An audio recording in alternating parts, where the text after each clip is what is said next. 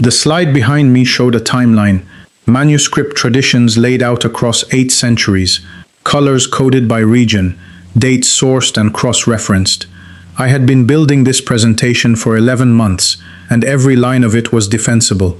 That was the word I used when I described my work to colleagues. Defensible, not true, not honest. Defensible. The room held about 60 people. I could identify them without looking too carefully. 3 rows of Muslim attendees near the left aisle, a cluster of Christian academics near the center, 2 of them with notebooks already open. Students scattered throughout, some of them mine, most of them there because they had heard I was difficult to argue with. 4 pastors near the back. I had noticed them when I walked in. I always noticed the pastors. They were the ones most likely to challenge me publicly and least likely to have read the sources I was drawing from. I was calm. That is the detail people always seem to find surprising when I tell this story. I was not nervous. I was not angry. I was calm, the way a person is calm when they believe the outcome has already been settled. I had rehearsed every objection I expected from the room. I had prepared answers before anyone had asked questions. That was a habit I had developed over years. Pre-defeat the argument. Make the counter-argument before your opponent realizes there is one. Leave them with nothing to say. I reached into my jacket pocket and took out the pen. It was a fountain pen, black, old. The cap was scratched near the clip, a long diagonal mark that had been there as long as I could remember carrying it. I rolled it between my fingers. That was something I did without thinking, my thumb and first 2 fingers working through the same rotation whenever I was preparing to make a point I considered important. I had been doing it for years. I never consciously decided to do it. It simply happened. I made the statement I had been building toward for 11 months.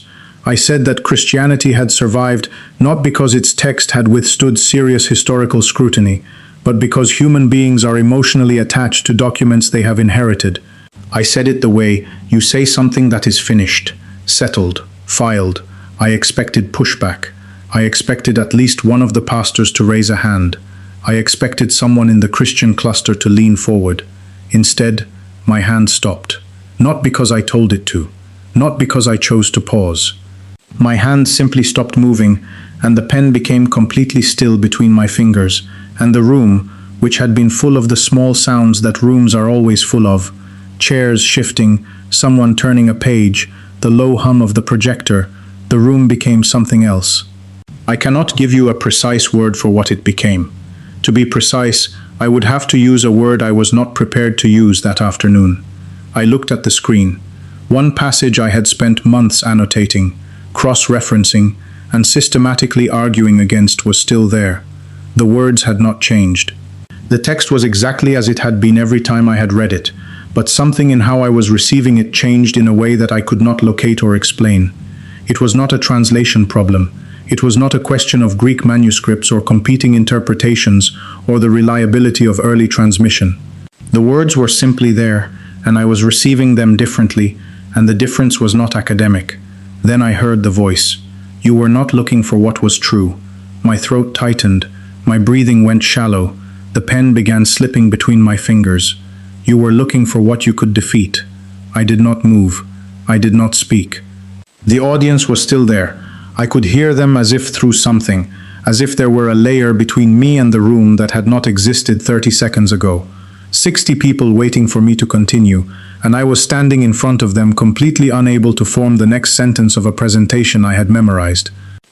Let me go back, because this story does not begin at that lecture. It begins earlier than that. It begins with a version of me that I would now recognize very quickly and would not particularly enjoy meeting. I was not a gentle teenager. That is the short version.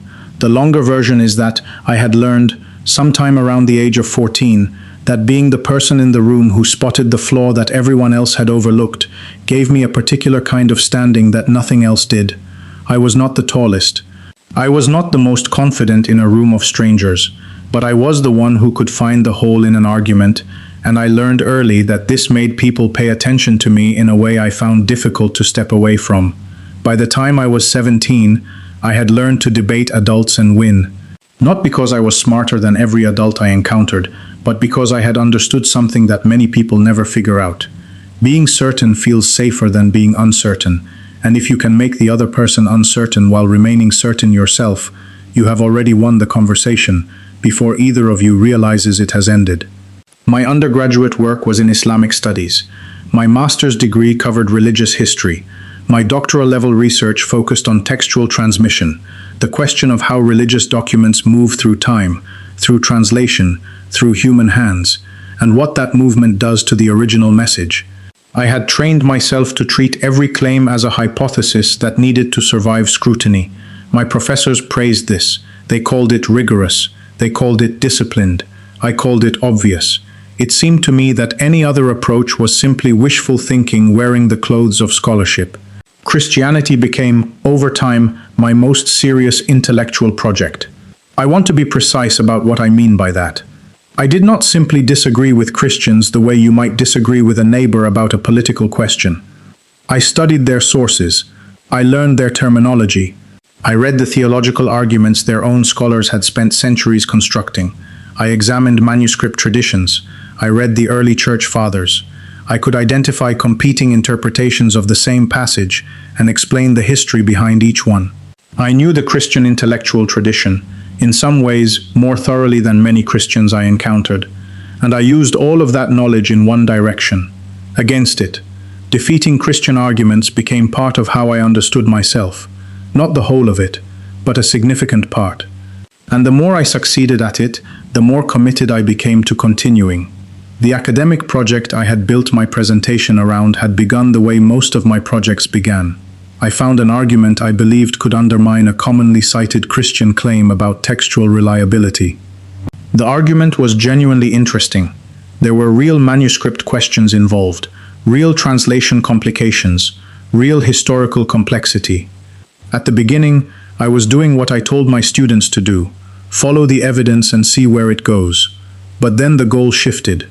I did not notice it shifting. That is the honest version. I did not make a conscious decision one afternoon to stop asking whether the claim was true and start building a case for why it was false. It happened gradually, the way water changes a riverbed. One day I was investigating. Then I was selecting. Then I was constructing. By the time I was 11 months into the research, I was not discovering what the evidence said. I was deciding what conclusion I wanted the evidence to support and then organizing the evidence around that conclusion. I called this reconstruction. I had a confident academic title for the presentation. I had hundreds of pages of notes. I had charts and timeline graphics and a list of anticipated objections with prepared responses. I believed I had built something airtight. Looking back, I understand that I had built something else entirely. I had built a defense. I simply did not know yet what I was defending myself against. My older brother's name was Tariq. He was different from me. That is the simplest way to say it. Where I argued, he listened. Where I needed to win, he seemed genuinely unbothered by not winning. He could sit with a question he could not answer, and not appear to experience it as a problem. He would actually say things like, "I don't know, let me think about that," and mean them, and then actually think about them, and then come back with something worth hearing. I found this quality in him deeply frustrating. I mistook his patience for weakness. I told myself that he simply did not care enough about truth to feel the urgency of it the way I did. When I was 16, we had a serious argument about religion. I do not remember every word of it. I remember the shape of it. I remember that I was sharp. I said that religious questions were for people who needed comfort, that they were for people who could not deal with uncertainty without wrapping it in something supernatural. That faith was, to be precise, an emotional crutch used by people who were not disciplined enough to sit with not knowing. Tariq did not argue back. He looked at me in a way that I found even more irritating than if he had argued, because it was the look of someone who understood something you did not and was not interested in making you feel bad about it. He smiled. He said, "One day you'll ask them yourself." I dismissed him. I told him that I already asked every question worth asking. He did not respond to that. He just let the sentence sit there. He died unexpectedly. The specific details of how are mine, and I will keep them. What matters for this story is that he was gone before I had the chance to answer what he had said. And I never answered it. I buried it instead. I buried it under papers and publications and lecture schedules and research projects, and I got very good at keeping it buried. and I told myself for 23 years that this was because I did not need the kind of faith he had been pointing me toward. I told myself, I don't think about him because I don't need the kind of faith he needed. I said this so many times that it stopped sounding like something I was saying to myself to avoid a feeling. It started sounding like a fact. Here is what the lie did to me over time. Every time Tariq came to mind, I returned to research. I opened a manuscript. I wrote another argument. I corrected another person who was getting something wrong in a discussion I was probably not invited to join in the first place. I kept moving. And because I kept moving, I became very knowledgeable, and I also became, over the same period of time, extremely difficult to have a real conversation with. My students noticed, not in a way they would have been able to articulate easily, but they noticed that I rarely admitted uncertainty, that I tended to interrupt when someone reached a conclusion before hearing their full reasoning, which, to be fair, was sometimes because they were about to be wrong, but not always, and I did not always check which situation I was in before interrupting. They noticed that I enjoyed difficult questions most when I had already prepared the answer.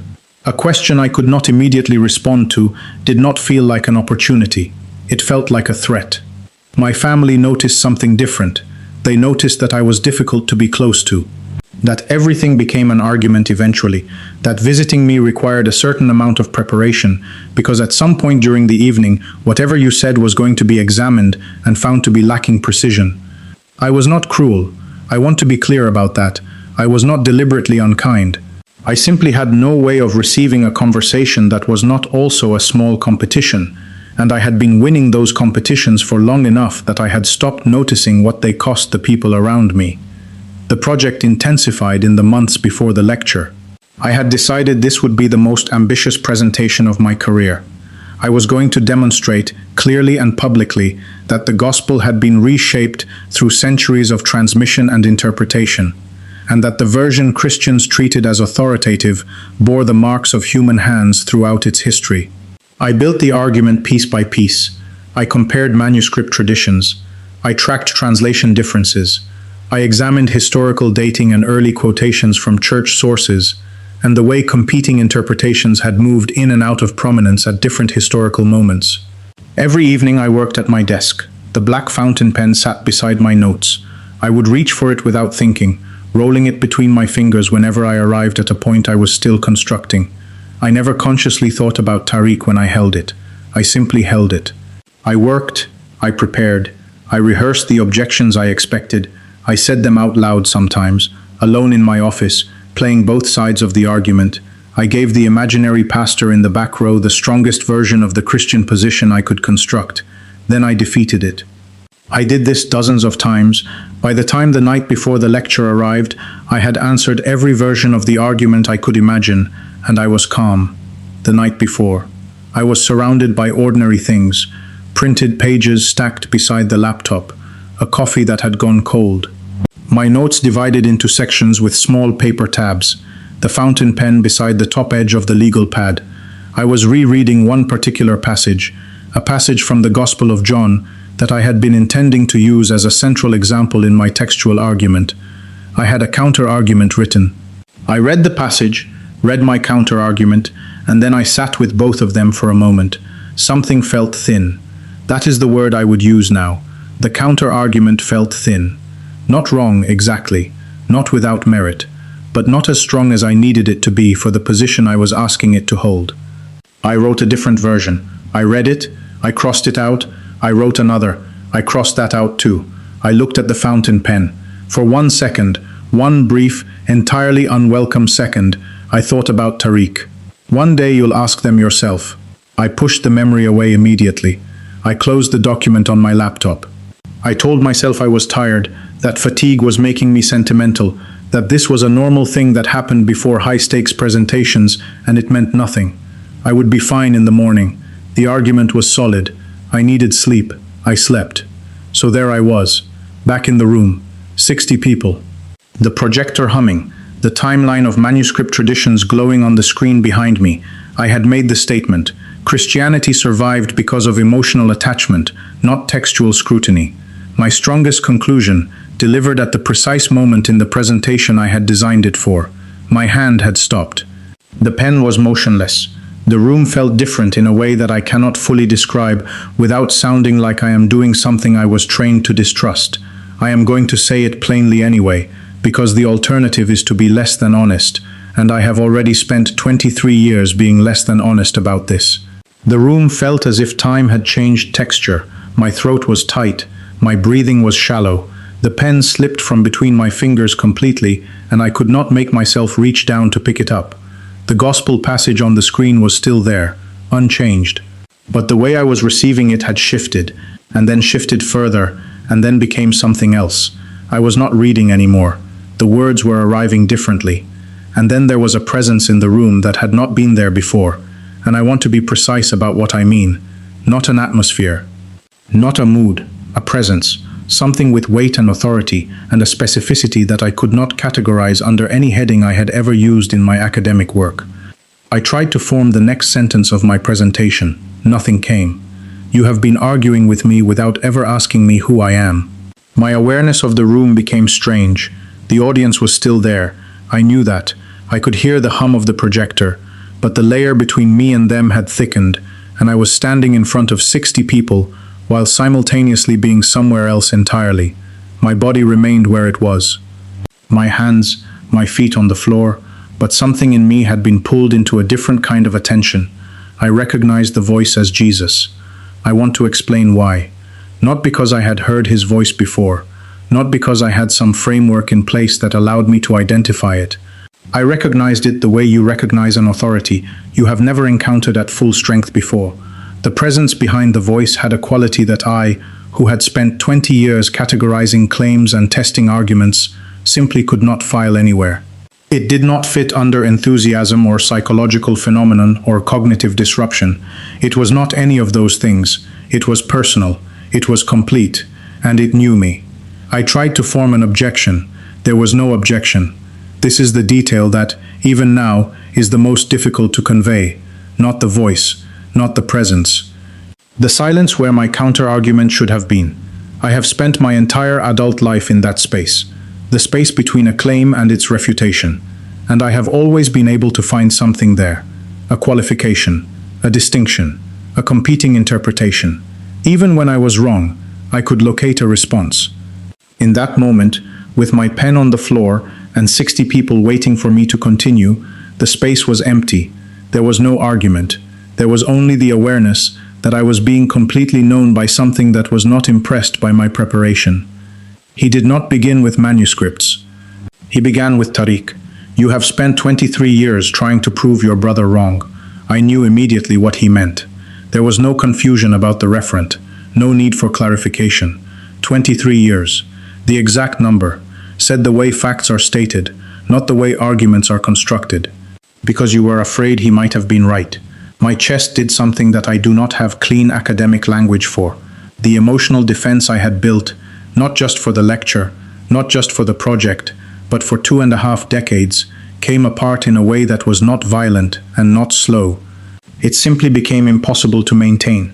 I understood in that moment with a clarity that I had never allowed myself near, that my scholarship had not been entirely about scholarship. Part of it had been a response to a sentence spoken by my brother before he died. He had smiled at me and told me I would ask the questions myself, and then he was gone, and I had spent 23 years proving that I did not need to ask them. That faith was weakness. That certainty was armor. That the person who always found the flaw was the person who was safe. I had built entire careers worth of work on top of that sentence, not to honor it, to bury it. Jesus did not tell me that academic inquiry was wrong. He did not dismiss the questions. He exposed what I had done with them. I had taken the capacity for genuine examination and turned it into a weapon pointed at a memory I was afraid to face. If you discovered that I was telling you the truth, would you surrender your argument? I wanted to say yes. I sat with the question, if sitting is even the right word for what was happening, and I found that I could not say yes honestly. Part of me, the part I had spent decades polishing and defending and presenting to lecture halls, still wanted evidence strong enough that agreement would not feel like defeat. I still wanted conversion to happen on conditions I had set. I wanted to reach the conclusion, but I wanted to reach it in a way that felt like I had won, rather than like I had yielded. I could not say yes, and I did not say no. I simply stood there, holding the knowledge that I had just been shown the most honest thing about myself that I had ever encountered. He directed my attention back to the gospel. The text on the screen had not changed. Not a single word had moved. What changed was the framework I was receiving it through. I had spent years demanding that the gospel prove itself against my criteria, and in doing so, I had never once allowed myself to encounter the person Christians claim stands behind it. I had been arguing with a document. He was not a document.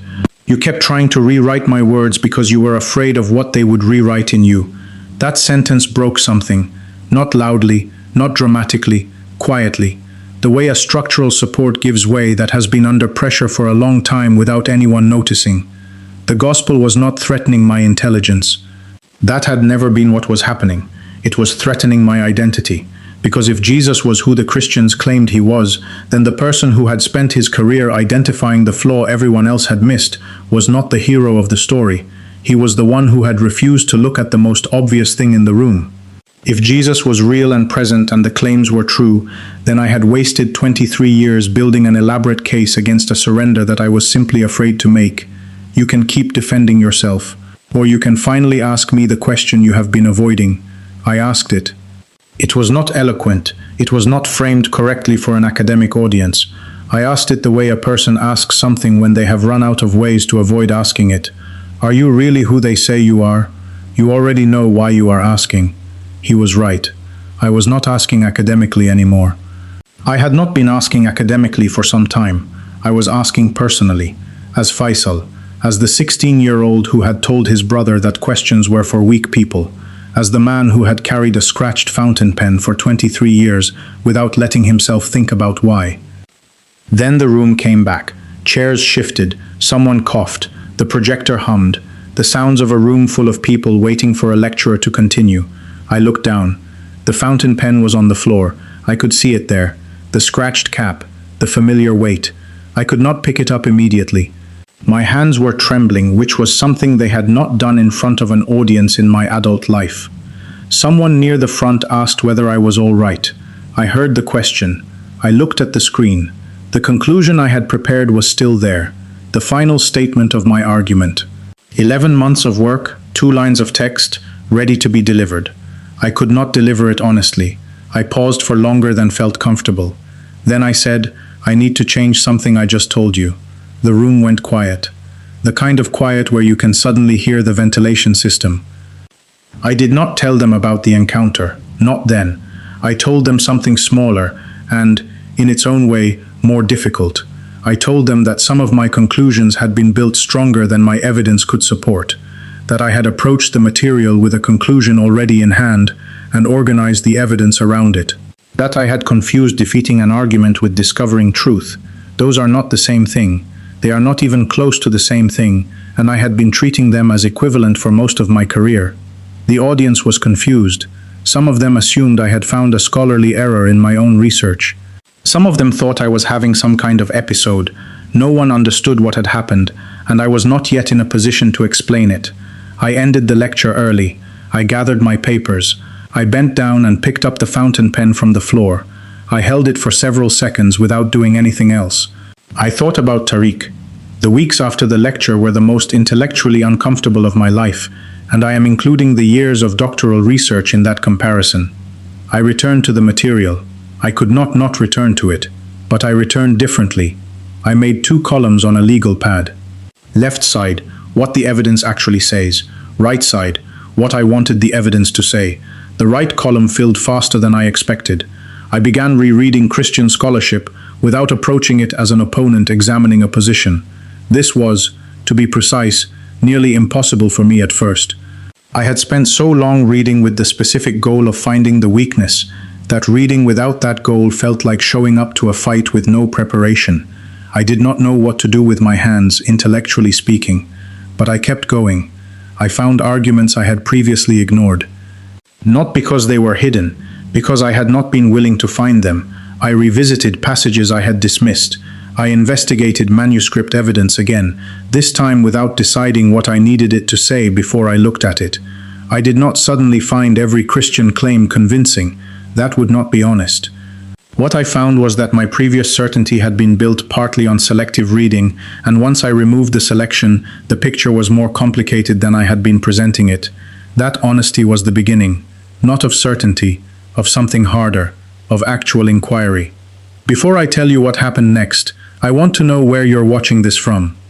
And if you've ever been afraid to ask one question, one specific question that you have been aware of for years, but have not let yourself fully form, because you suspected that asking it honestly might change something you are not ready to lose, then you may understand why the next several months became so difficult for me.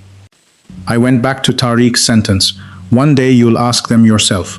I had spent 23 years interpreting it as a prediction of weakness, that one day I would become the kind of person who needed comfort more than he needed truth, that I would soften, that the rigor would give way to feeling, that I would become, in other words, less.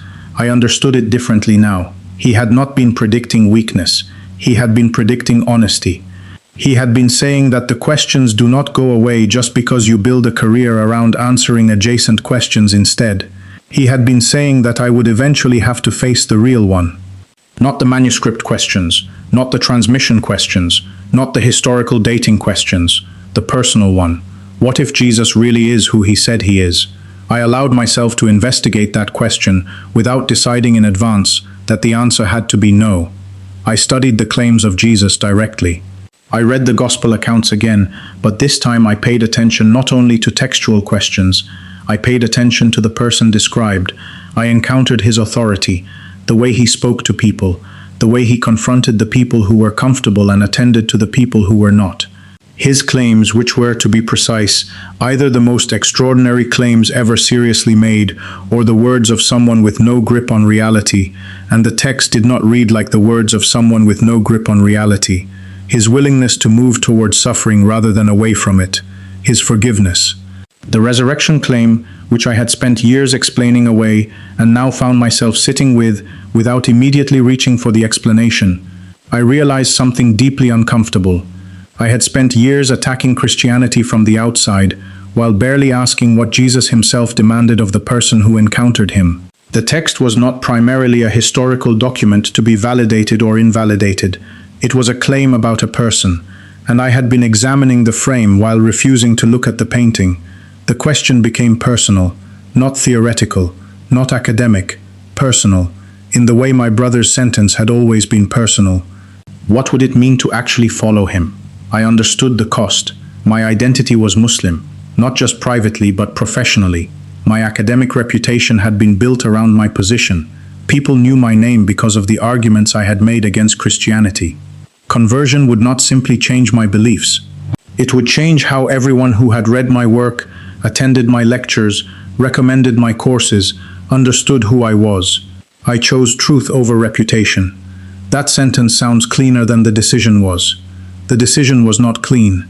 It was frightening, and it was slow, and it involved several weeks of working up to something I kept almost doing, and then stepping back from. But eventually, one ordinary afternoon, I sat at my desk. The fountain pen was beside my notes. I was alone. I spoke out loud, not eloquently. The academic training was not useful here. I said, Jesus, if you are truly who you showed me you are, I don't want to fight you anymore. I paused. Show me how to follow you. That was it. No lightning, no second dramatic vision, no voice answering from the ceiling. Just a man at a desk, with a scratched pen beside his notes, finally allowing himself to stop fighting the truth he had already encountered. I told a trusted Christian friend first. He was careful with me. He asked whether I was certain. I told him for the first time, I'm more afraid of being dishonest than being uncertain. He understood that. He had known me long enough to understand what it cost me to say it. I began attending a local non-denominational church. It was not immediately comfortable. Christian worship contains forms and rhythms and language that did not feel native to me. Some of it still does not. I still ask difficult questions during sermons, internally, and sometimes I have to work hard not to say them out loud at inconvenient moments. I still take notes. I still notice weak arguments. But the purpose has changed in a way that matters. I am not studying to defeat. I am studying because I want to know the person I encountered in that lecture hall. My conversion did not remove my personality. I want to be direct about that because I think people sometimes imagine that surrendering to God means becoming someone gentler and easier to be around in every way. I am still analytical. I still notice imprecision.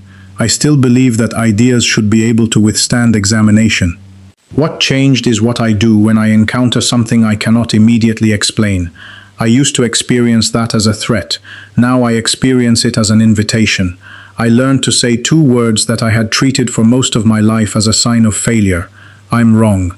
And harder than those two, I may be wrong. During one lecture, about 6 months after my conversion, a student challenged one of my claims. I listened to the whole challenge. I did not interrupt. I paused. Then I said, "That's a fair objection. Let me think about it." The room was silent for a moment. Several of my students looked at each other. I understood why. It was not something they had heard from me before. I smiled slightly. Not because the moment was funny exactly, because I recognized it. The silence where my certainty used to be was not empty anymore. It was honest, and honesty, I was discovering, does not feel like losing once you decide to stop treating it as a competition. I eventually told someone the entire story about Tariq, said it all the way out loud, including the sentence, "One day you'll ask them yourself." For years, I could not say those words without immediately building an intellectual structure around them, converting them into a subject of analysis.